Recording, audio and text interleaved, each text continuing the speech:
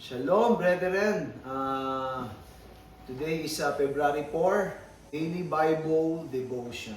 I trust God that He's the one who will speak to our hearts because the Bible is truly the Word of God.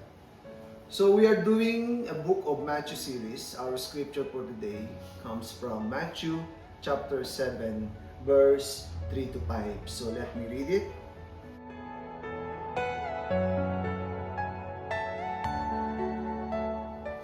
Hallelujah.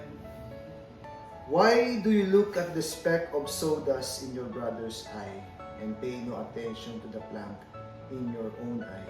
How can you say to your brother, "Let me take the speck out of your eye," when all the time there is a plank in your own eye?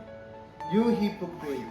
First, take the plank out of your own eye, and then you will see clearly to remove the speck from your brother's eye.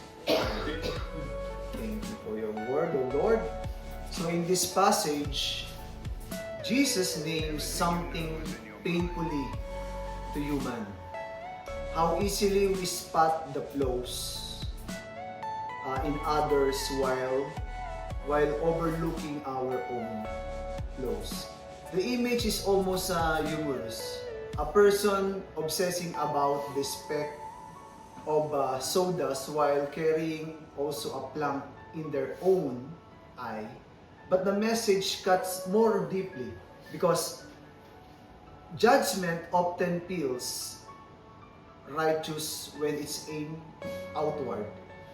So looking inward though requires humility, honesty, and courage. So Jesus isn't saying we should ignore wrongdoing or stop helping others to grow or stop correcting. He's saying that self-examination must come first. That's why you must remove your own dust in your own eye. So when we deal with our own sin, pride, or blind spot, or our own fault, our vision will be more clear if we remove our own speck or sawdust in our own eye. Only then can our correction be loving rather than harsh, helpful rather than hypocritical. So this passage invites us to trade condemnation for compassion and ego for grace. So correction should be restorative, not superior. Let us pray. Lord, you see clearly where I often do not. Forgive me for the times I have been quick to judge and slow to reflect. Show me the places in my heart that need healing, repentance, and your grace.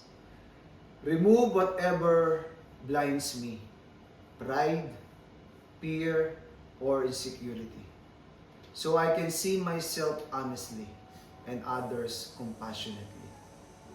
Teach me, Lord, to speak with humility and to love without condition, and to help others with a heart shaped by your mercy.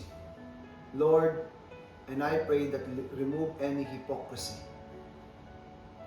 that you can see in our hearts. And we pray all of this in the mighty name of Jesus.